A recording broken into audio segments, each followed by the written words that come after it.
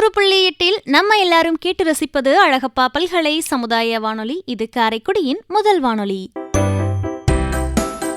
நேயர்கள் அனைவருக்கும் மகிழ்வான வணக்கங்கள். இன்னைக்கு நம்ம வானொலியில காரைக்குடி பக்கத்துல இருக்கக்கூடிய ஓனா சிறுவயல் அரசு மேல்நிலைப் பள்ளியில படிக்கக்கூடிய மாணவிகள் மற்றும் அந்த பள்ளியில பணியாற்றக்கூடிய ஆங்கில ஆசிரியை விமலா அவர்களும் இணைகிறாங்க. வாங்க அவங்க என்ன பேசுறாங்கன்னு கேட்கலாம். அழகப்பா பல்கலை சமுதாய வானொலி நிலைய நேயர்களுக்கு எங்கள் இதயமார்ந்த வணக்கங்களை தெரிவித்துக் கொள்கின்றோம். நாங்கள் அரசு மேல்நிலைப்பள்ளி ஓசிறுவயலில் 10ஆம் வகுப்பு படிக்கும் மாணவிகள். என் பெயர் பிருந்தாஸ்ரீ. என் தோழிகள் தாரணி, யோகலட்சுமி, அகிலாண்டீஸ்வரி. நாங்கள் நால்வரும் ஜாலியன் வாலாபாக் படுகொலை பற்றிய பாடலை பாட இருக்கிறோம். இந்திய சுதந்திர சரித்திரத்தில் நான் சொல்லும் கதை ஓர் திருப்பு முனை. நான் சொல்லும் கதை ஓர் திருப்பு முனை. உயிரை உழுக்கும் கோர சம்பவம், நரம்புகள் வெடிக்கும் ருத்ரதாண்டவம், நரம்புகள் வெடிக்கும் ருத்ரதாண்டவம். 1919 ஏப்ரல் மாதம் 13 பஞ்சாப் மாநிலம் அமிர்தசரில் ஜாலியன் வாலாபாக் படுகொலையாம். ஜாலியன் வாலாபாக் படுகொலையாம். ஜல்லா என்ற உரிமையாளர் பாக்கென்ற தோட்டம் வைத்தார். பாக்கென்ற தோட்டம் வைத்தார். இந்திய சுதந்திர சரித்திரத்தில் நான் சொல்லும் கதை ஓர் திருப்பு முனை. நான் சொல்லும் கதை ஓர் திருப்பு முனை. 6 அடி உயர சுற்றுச்சுவர், அங்கே 4 குறுகள் சந்து, அங்கே 4 குறுகள் சந்து. நடுவினில் ஓர் சமாதி உண்டு, அருகினில் திறந்த கிணறும் உண்டு, அருகினில் திறந்த கிணறும் உண்டு. ஜெனரல் டயரின் அதிகாரத்தால் அமிர்தசரில் கலை அணிவகுப்பு, அமிர்தசரில் கலை அணிவகுப்பு.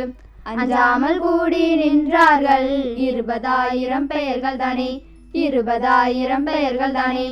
இந்திய சுதந்திர சரித்திரத்தில் நான் சொல்லும் கதை ஓர் திருப்பு முனை. நான் சொல்லும் கதை ஓர் திருப்பு முனை. மாலை 4:30 மணி அளவில் கூட்டம் அமைதியாய் நடந்ததுவே, கூட்டம் அமைதியாய் நடந்ததுவே.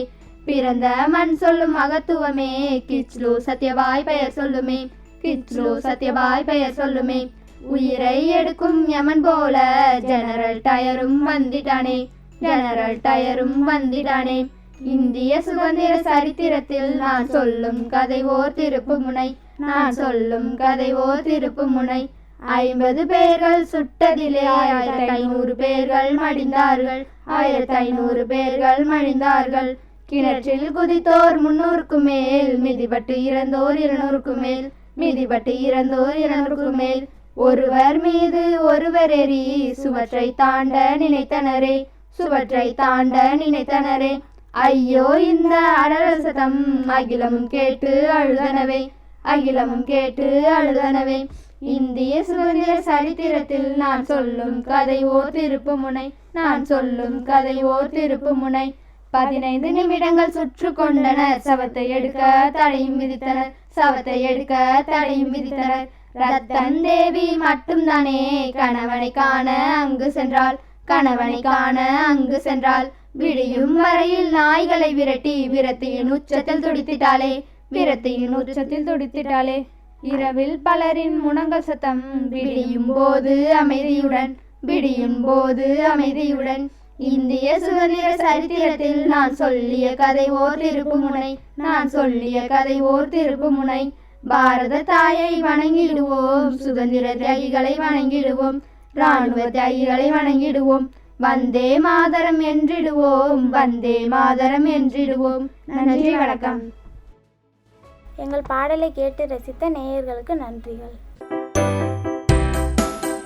நேயர்கள் தொடர்ந்து கேட்டுக்கொண்டிருப்பது அழகப்பா பல்கலை சமுதாய வானொலி. இது காரைக்குடியின் முதல் வானொலி. அழகப்பா பல்கலை சமுதாய வானொலி நேயர்களுக்கு எனது வணக்கம். எனது பெயர் யோகலட்சுமி. நான் ஓசிறுவயல் அரசு மேல்நிலைப் பள்ளியில் 10ஆம் வகுப்பு படிக்கிறேன். காரைக்குடியின் காவியம் உமையாள் ராமநாதனின் கதையை பற்றி உங்கள் முன் கூற வந்துள்ளேன். 90களில் அடிப்படை கல்வி என்பது பலருக்கும் பெரும் சவாலாகவே இருந்தது. அதிலும் பெண்களுக்கு கல்வி என்பது எட்டாக்கனியே. திருமணம், குழந்தைகள், குடும்பம் என்று வாழ்ந்து கொண்டிருந்த பெண்களுக்கு மத்தியில் படித்த பெண்கள் என்பவர்கள் விரல் விட்டு எண்ணக்கூடிய அளவில் மட்டுமே இருந்தனர். அப்படிப்பட்ட காலத்தில் பெரும் கல்வி நிறுவனத்தையே உருவாக்கி பெண்களுக்கு கல்வியும் வேலைவாய்ப்பும் உருவாக்கி கொடுத்திருக்கிறார் என்று கூறினால் உங்களால் நம்ப முடிகிறதா? அவர்தான் உமையாள் ராமநாதன். 1928ஆம் வருடம் அக்டோபர் 4ஆம் தேதியன்று அழகப்ப செட்டியார் அவர்களுக்கு ஒரு பெண் குழந்தை பிறந்தது. குழந்தைக்கு தனது தாயாரின் பெயரான உமையாள் என்பதையே தேர்வு செய்தார். தாயாரை இழந்த உமையாள் சென்னையில் உள்ள தனது பாட்டி வீட்டில் வளர்ந்தார். 5 வயது வரை தனது பாட்டியிடமும் பிறகு தனது தாயாரின் மூத்த சகோதரியான பெரியம்மா லட்சுமி ஆச்சியிடமும் வளர்ந்தார் உமையாள். சென்னையில் ரோசரி மெட்ரிகுலேஷன் பள்ளியில் கல்வி பயின்றார். தந்தை அழகப்ப செட்டியார் தனது மகளுக்கு அதிக தைரியத்தை ஊட்டவே விரும்பினார். அவருக்கு 9 வயது வந்தவுடன், நீ இனிமேல் குழந்தை இல்லை, இது உன் வீடு, நன்கு படிக்க வேண்டும், நான் தொழில் ரீதியாக என்னவெல்லாம் செய்கிறேனோ அதையெல்லாம் நீயும் தெரிந்து கொள்ள வேண்டும் என்று மகளுக்கு அறிவுரை வழங்கினார்.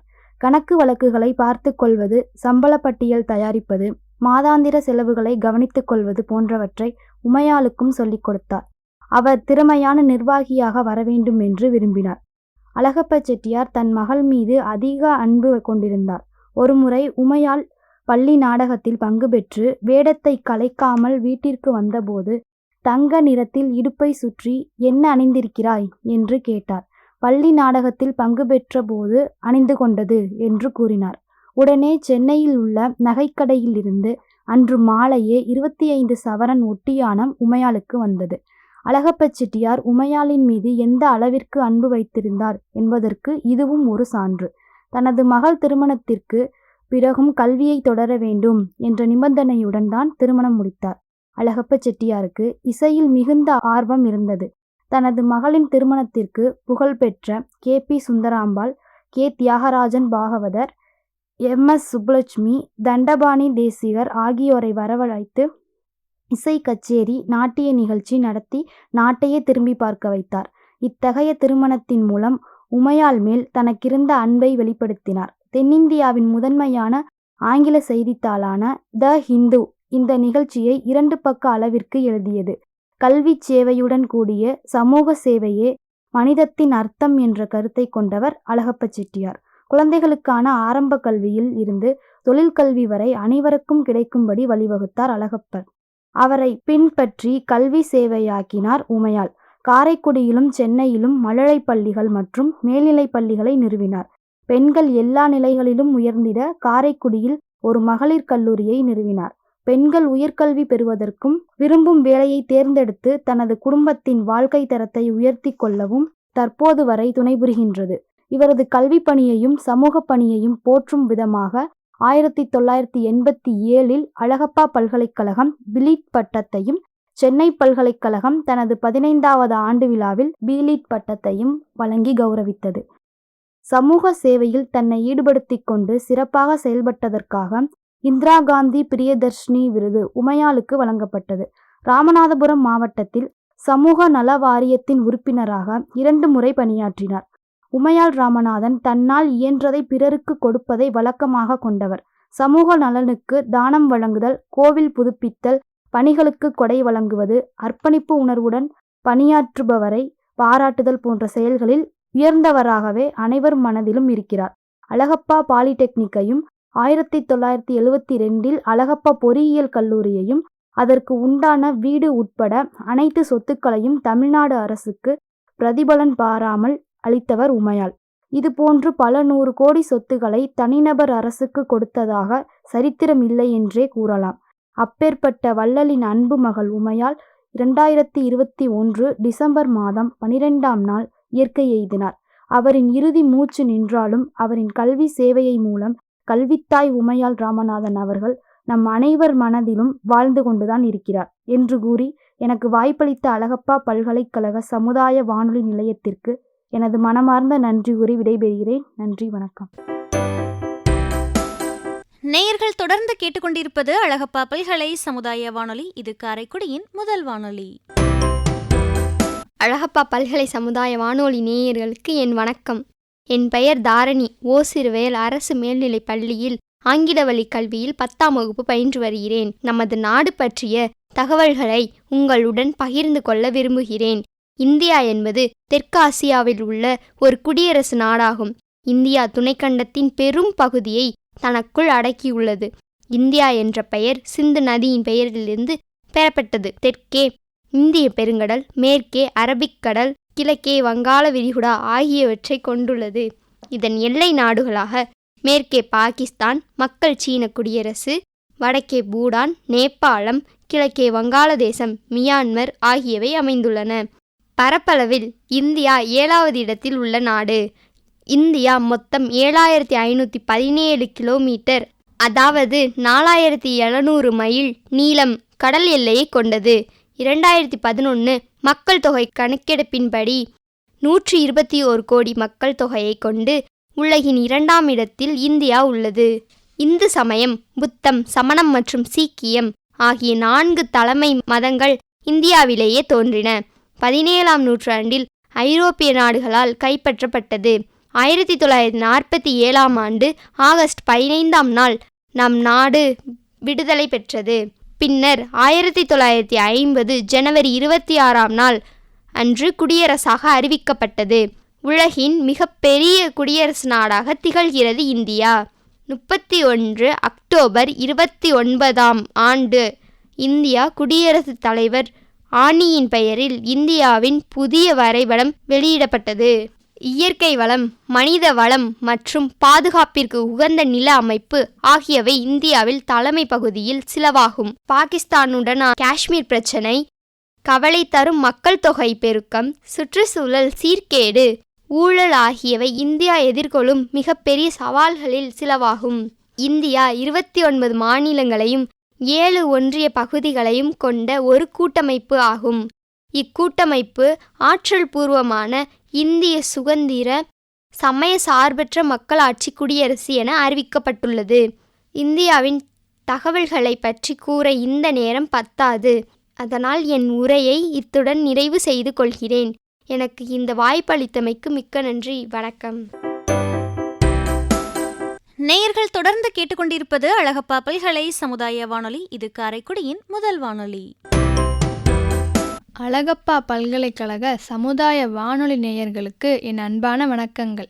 என் பெயர் அகிலாண்டீஸ்வரி. நான் ஓசிறுவயல் அரசு மேல்நிலைப்பள்ளியில் 10ஆம் வகுப்பு படிக்கிறேன். மனிதர்கள் பின்பற்றக்கூடிய பழக்க வழக்கங்களை ஏ எழுத்து முதல் இசட் எழுத்து வரை எனது ஆங்கில ஆசிரியை எனக்கு கற்றுக் கொடுத்தவைகளை உங்களுடன் பகிர்ந்து கொள்ள விரும்புகிறேன். ஏ. அப்ரிசியேஷன், மற்றவர்களின் நிறைகளை மனதார பாராட்டுங்கள். பி. பிஹேவியர், புன்முறுவல் காட்டவும் சிற்சில அன்பு சொற்களை சொல்லவும் கூட நேரமில்லாதது போல் நடந்து கொள்ளாதீர்கள். சி. காம்ப்ரமைஸ், அன்பு விஷயங்களை பெரிதுபடுத்தாதீர்கள். மனம் திறந்து பேசி சுமூகமாக தீர்த்து கொள்ளுங்கள். டி. டிப்ரெஷன், மற்றவர்களை புரிந்து கொள்ளவில்லையே என்று சோர்வடையாதீர்கள். இ. ஈகோ, மற்றவர்களை விட உங்களை உயர்வாக நினைத்து கொண்டு கர்வப்படாதீர்கள். எஃப். ஃபர்கிவ், கண்டிக்கக்கூடிய அதிகாரமும் நியாயமும் உங்கள் பக்கம் இருந்தாலும் எதிர்த்தரப்பினரை மன்னிக்க வழி இருக்கிறதா என்று பாருங்கள். ஜி. ஜென்யூனஸ், எந்த விஷயத்தையும் நேர்மையாக கையாளுங்கள். ஹச். ஹானஸ்டி, தவறு செய்தால் உடனே மன்னிப்பு கேட்பதை கௌரவமாக கருதுங்கள். ஐ. இன்ஃபீரியாரிட்டி காம்ப்ளெக்ஸ், எவரையும் பார்த்து பிரமிக்காதீர்கள். நான் ஏன் இப்படி இருக்கிறேன் என்று தாழ்வு மனப்பான்மையை விடுங்கள். ஜே. ஜெலசி, பொறாமை வேண்டவே வேண்டாம், அது கொண்டவனையே கொல்லும். கே. கைண்ட்னஸ், இனிய இதமான கொள்கைகளை மட்டுமே பயன்படுத்துங்கள். எல். லூஸ் டாக், சம்பந்தமில்லாமலும் அர்த்தமில்லாமலும் பின்விளைவு அறியாமலும் பேச வேண்டாம். எம். மிஸ் அண்டர்ஸ்டாண்டிங், மற்றவர்களை தவறாக புரிந்து கொள்ளாதீர்கள். என். நியூட்ரல், எப்போதும் எந்த விஷயத்தையும் முடிவு எடுத்துவிட்டு பேச வேண்டாம், பேசிவிட்டு முடிவெடுங்கள். நடுநிலை தவறாதீர்கள். ஓ. ஓவர் எக்ஸ்பெக்டேஷன், அளவுக்கு அதிகமாக எதிர்பார்ப்பு வைக்காதீர்கள், தேவைக்கு அதிகமாக ஆசைப்படாதீர்கள். பி. பேஷன்ஸ், சில சங்கடங்களை சகித்து கொள்ளுங்கள். கியூ. குவைட்னஸ், தெரிந்ததை மட்டுமே பேசுங்கள். அநேக பிரச்சனைகளுக்கு காரணம் தெரியாததை பேசுவதுதான். கூடுமானவரை பேசாமல் இருந்துவிடுங்கள். ஆர். ரஃப்னஸ், பண்பில்லாத வார்த்தைகளையும் தேவையில்லாத மிடுக்கையும் காட்டாதீர்கள். எஸ் ஸ்டெபனஸ், சொன்னதே சரி செய்ததே சரி என பிடிவாதம் பிடிக்காதீர்கள்.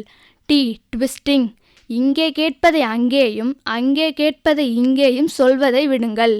யூ அண்டர்ஸ்டிமேட், மற்றவர்களுக்கும் மரியாதை என்பதை மறவாதீர்கள். வி வாலண்டரி, அடுத்தவர் கஷ்டத்தில் இருக்கும்போது உதவ முன்வர வேண்டும். டபிள்யூ வவுண்ட், எந்த பேச்சும் செயலும் யார் மனதையும் காயப்படுத்தாமல் இருக்க வேண்டும். எக்ஸ் ஜெராக்ஸ், நம்மை மற்றவர்கள் எப்படி நடத்த வேண்டும் என்று எதிர்பார்க்கிறோமோ அப்படியே மற்றவர்களை நாம் நடத்துவோம். ஒய் எல்ட், முடிந்தவரை விட்டு கொடுங்கள். விட்டு கொடுப்பவர்கள் கெட்டுப்போவதில்லை, கெட்டுப்போபவர்கள் விட்டு கொடுப்பதில்லை. இசட் ஜீரோ, இவை அனைத்தையும் கடைபிடித்தால் பிரச்சனை என்பது பூஜ்யமாகிவிடும். நன்றி, வணக்கம். நேயர்கள் தொடர்ந்து கேட்டுக்கொண்டிருப்பது அழகப்பா பல்கலை சமுதாய வானொலி. இது காரைக்குடியின் முதல் வானொலி. பெற்ற தாயும் பிறந்த பொன்னாடும் நற்றவ வாணினும் நனி சிறந்தனவே. அன்னசத்திரம் 1000 வைத்தல், ஆலயம் 10,000 நாட்டல், மீதமுள்ள தர்மங்கள் யாவும் பெயர் விளங்கி ஒளிர நிறுத்தல். அன்னை யாவினும் புண்ணியம் கோடி, ஆங்கு ஓர் ஏழைக்கு எழுத்தறிவித்தல் என்ற புனிதமான ஆசிரியர் பணியை செய்து கொண்டிருக்கின்றேன் என்ற பெருமையோடு அழகப்பா பல்கலை சமுதாய வானொலி நேயர்களுக்கு முதற்கண் என் வணக்கத்தை தெரிவித்துக் கொள்கின்றேன். விமலா அரசு மேல்நிலைப்பள்ளி ஓசிறுவயலில் ஆங்கில ஆசிரியராக பணியாற்றுகிறேன். ஆசிரியரின் பெருமை, கல்வியின் முக்கியத்துவம், படிப்பின் அவசியம் பற்றிய எனது கருத்துக்களை உங்கள் முன் சமர்ப்பணம் செய்கின்றேன். ஆசிரியர் என்பவர் யார்? எழுத்தறிவித்தவன் இறைவன்னு சொல்கிறோம். ஆனால் மாதா பிதா குரு தெய்வம் அந்த லிஸ்டில் பார்த்தா இறைவனுக்கு முன்னாடி இடம் ஆசிரியருக்கு தான் கொடுக்குறாங்க. வேர்ல்டு லெவலில் அச்சீவ் பண்ணவங்களை கூப்பிட்டு உங்களோட அச்சீவ்மெண்ட்டுக்கு என்ன காரணம்னு கேட்டால் 10ல் 8 பேர் அவங்களோட ஆசிரியர்களை தான் சொல்கிறாங்க. சாக்ரட்டிஸ் மாணவன், பிளேட்டோவின் மாணவன், அரிஸ்டாட்டில் மாணவன், the great Alexander who conquered the entire world, இந்த உலகம் முழுவதையும் ஆள நினைத்து வெற்றியும் கண்டவன். அவர்கிட்ட கூப்பிட்டு கேட்குறாங்க உங்களோட சாதனைக்கு என்ன காரணம் அப்படின்னு. அவர் சொல்கிறாரு, இந்த உலகத்திற்கு நான் வந்ததற்கு காரணம் எனது தாய், இந்த உலகம் என்னிடம் வந்ததற்கு காரணம் எனது ஆசிரியர் அரிஸ்டாட்டில் அப்படின்னு சொல்கிறாரு. ஆக ஆசிரியரின் பெருமை என்ன? அவர்கள் எப்படிப்பட்டவர்கள்? அறியாமை நோய்க்கு அறிவூட்டும் அன்பு மருத்துவர்கள்தான் ஆசிரியர்கள். புத்தகத்தை தாண்டி புது உலகை காண்பிக்கும் விந்தையாளர்கள் ஆசிரியர்கள். அகத்தின் மொழியை முகத்தில் கண்டறியும் சித்தர்கள்தான் ஆசிரியர்கள். மாணவர்களின் மனதில் பதிந்துள்ள திறமைகளை கண்டறிந்து திறக்கும் திறப்பான்கள்தான் ஆசிரியர்கள். கரவொலிகளை எழுப்பி கலைஞர்களை உருவாக்கும் படைப்பாளிகள்தான் ஆசிரியர்கள். வகுப்பறையை கருவறையாக்கி ஆண்டுதோறும் 1000 மாணவர்களுக்கு பிறப்பு கொடுப்பவர்கள்தான் ஆசிரியர்கள். ஆம், சாதாரண மாணவர்களையும் சாதனை படைத்தவர்களாக உருவாக்கும் சக்தி பெற்றவர்கள்தான் ஆசிரியர்கள். பிக்காசோவின் ஓவியத்தை விட, பீத்தோவனின் இசையை விட, கியூபாவின் ஒரு வாக்கியம், கதையின் ஒரு கடைச்சொல், கம்பனின் ஒரு செய்யுள், பாரதியின் ஒரு பாட்டு, ஏன் ஆசிரியரின் ஒரு வார்த்தை மாணவனின் வாழ்க்கையே மாற்றிவிடும். பேர்பட்ட பெருமை வாய்ந்த ஆசிரியர்கள் கற்றுக் கொடுக்கும் கல்வியின் முக்கியத்துவம் என்னவென்று நாம் தெரிந்து கொள்ள வேண்டுமல்லவா? ஆம், கல்வியின் முக்கியத்துவம். இளமையில் கல் என்கிறது ஆத்திசூடி. கல்வி கரையில கற்பவர் நாள் சில நாளடியார். எண்ணன்ப ஏன எழுத்தன்ப இவ்விரண்டும் கண்ணன்ப வாழும் உயிர்க்கு வள்ளுவர் சொல்றாரு. எண்ணும் எழுத்தும் கண்ணனத்தகும் கைப்பொருள் தென்னில் மெய்ப்பொருள் கல்வி கொன்றைவேந்தன் சொல்லுது. கற்கை நன்றே பிச்சை புகினும் கற்கை நன்றே, பிச்சை எடுத்தாவது படிங்கப்பா அப்படின்னு அதிவீர ராமபாண்டியன் சொல்றாரு. பெற்ற பிள்ளை கைவிட்டாலும் கற்ற கல்வி கைவிடாது மகாத்மா காந்தி சொல்றாரு. வெள்ளத்தால் போகாது வெந்தனலால் வேகாது, வேந்தனாலும் கொல்லத்தான் முடியாது, கொடுத்தாலும் நிறைவின்றி குறையாது விவேக சிந்தாமணி. எல்லா நலமும் ஈந்திடும் கல்வி, இல்லா வீடு இருண்ட வீடு பாரதிதாசன் சொல்றாரு. Education is the most powerful weapon we can use to change this world Nelson Mandela சொல்றாரு. காண மயிலாட கண்டிருந்த வாங்கோலி தானும் அதுவாக பாவித்து தன் பொல்லாச்சிறகை விரித்து ஆடுவது போல் இருந்ததாம் கல்லாதவன் கவி. ஒரு நாட்டிற்கு செலவே இல்லாம பாதுகாப்பு கொடுக்க முடியும் அப்படின்னா அது கல்வியால தான் முடியும் அப்படின்னு எட்மன்பர்க் சொல்றாரு. ஏன் தெரியுமா அப்படி சொல்றாரு? கத்தியினால் வென்ற யுத்தங்களை விட யுத்தியினால் வென்ற யுத்தங்களே அதிகம் என்பதனால்தான். எல்லாரையும் விட பிளேட்டோ என்ன தெரியுமா சொல்றாரு? படிக்காமல் இருப்பதை விட பிறக்காமல் இருப்பதே மேல் அப்படிங்கிறாரு. ரஷ்ய நாட்டின் புரட்சிக்கு பின்னாடி லெனின் தன்னோட நாட்டு மக்களை பார்த்து பேசுறாரு. இந்த உலக நாடுகளில் முதன்மை பெற்ற நாடாக கொண்டுட்டு வர முடியும் நம்ம நாட்டை, ஆனால் நீங்கள் எல்லாரும் எனக்கு ஒரு உதவி செய்யணும்னு நாட்டு மக்களை பார்த்து பேசுகிறாரு. அப்போ மாணவர்கள்லாம் எந்திரிச்சு கேட்குறாங்க, நாங்கள் என்ன செய்யணும்? படியுங்கள் அப்படின்னு சொல்கிறார். அடுத்து இளைஞர்கள் கேட்குறாங்க, நாங்கள் என்ன செய்யணும்? படியுங்கள் அப்படின்னு சொல்கிறார். அடுத்து முதியவர்கள்லாம் கேட்குறாங்க, நாங்கள் என்ன செய்யணும்? படியுங்கள். ஆக எந்த ஒரு நாடும் நாட்டு மக்களும் புத்தகத்தை நோக்கி தலை குனிகிறார்களோ அவர்களை மற்ற நாட்டு மக்கள் தலை நிமிர்ந்து பார்ப்பார்கள் என்ற ஒரே காரணம்தான். ஆக படிப்பின் அவசியத்தை உணர்ந்த காரணத்தினால தான் நம் முன்னோர்கள் சொல்லியிருக்காங்க, படிப்பால் மட்டுமே பாரதத்தை பாராள வைக்க முடியும் என்று படித்து படித்து சொன்னார் டாக்டர் ஏபிஜே அப்துல் கலாம் ஐயா அவர்கள். படிக்கின்ற புத்தகத்தை முடிக்க வேண்டும் என்பதற்காக தனது அறுவை சிகிச்சையே மறுநாள் மாற்றி வைக்க சொன்னார் பேரறிஞர் அன்னார். படித்து கொண்டிருந்த புத்தகத்தை முடிக்காததால் தனது தூக்கத்தையே மறந்தவர் முன்னாள் ஜனாதிபதி டாக்டர் ராதாகிருஷ்ணன் அவர்கள். பயணத்தின் போதெல்லாம் படிக்கின்ற பழக்கத்தை வழக்கமாக கொண்டவர் நமது பாரதத்தின் முதல் பிரதமர் ஜவஹர்லால் நேரு ஐயா அவர்கள். 35 ஆண்டுகள் நூலகத்தில் மூழ்கி மூலதனம் என்னும் வேதாந்தத்தை கண்டுபிடித்தார் கார்ல் மார்க்ஸ். அது இதுவரைக்கும் கம்யூனிஸ்டுகளோட பைபிளாக கருதப்படுகிறது. படுக்கின்ற இடம் கூட படிப்பகத்திற்கு அருகில் கேட்டார் அண்ணல் அம்பேத்கர். நஞ்சு கொடுக்கும் நேரம் வரை படித்து கொண்டிருந்தார். கிரேக்க நாட்டு தத்துவங்களையும் கவிதைகளையும் படித்து கொண்டிருந்தார் சாக்ரட்டிஸ். தூக்கு மேடைக்கு அழைத்து செல்லும் வரை படித்து கொண்டிருந்தார் பகத்சிங். ஆக இறக்கின்ற தருவாயிலிருந்த அவர்களே படிப்பின் அவசியத்தை அறிந்து படிச்சிருக்காங்க. அப்ப நாம் வாழ்ந்து கொண்டிருக்கும் நாம், படிப்பால் சாதனை புரிய போகும் நாம், எந்த அளவிற்கு படிப்பிற்கு முக்கியத்துவம் கொடுக்க வேண்டும் என்பதை நாம் புரிந்து கொள்ள வேண்டும். கற்றுக்கொள்வது மனித பண்பு, கற்றுக் கொடுப்பது மனித மாண்பு. கற்க துவங்குபவன் மாணவன், கற்றுக்கொண்டே இருப்பவர் ஆசிரியர். அன்பிற்குரியவர்களே, கல்வியின் முக்கியத்துவத்தையும் படிப்பின் அவசியத்தையும் உணர்ந்து சிறந்த முறையில் கல்வி பெற்று வளமான வாழ்வை பெற வேண்டும் என்று கூறி, மேலும் இந்த அருமையான வாய்ப்பினை எனக்கு நல்கிய அழகப்பா பல்கலை சமுதாய வானொலி நிலையத்திற்கு மீண்டும் ஒரு முறை எனது மனமார்ந்த நன்றியை கூறி விடைபெறுகிறேன். நன்றி, வணக்கம். இவ்வளவு நேரம் நம்ம வானொலியில காரைக்குடி அருகிலுள்ள ஓனாசிறுவயல் கிராமத்துல உள்ள அரசு உயர்நிலைப்பள்ளி மாணவ மாணவியர்கள் தங்களுடைய கருத்துக்களை பகிர்ந்துக்கிட்டாங்க. இந்த நிகழ்ச்சியில ஓனாசிறுவயல் அரசு மேல்நிலைப்பள்ளியில் ஆங்கில ஆசிரியையாக பணியாற்றக்கூடிய விமலா அவர்கள் பகிர்ந்த செய்தியையும் நம்ம கேட்டு ரசிச்சோம்.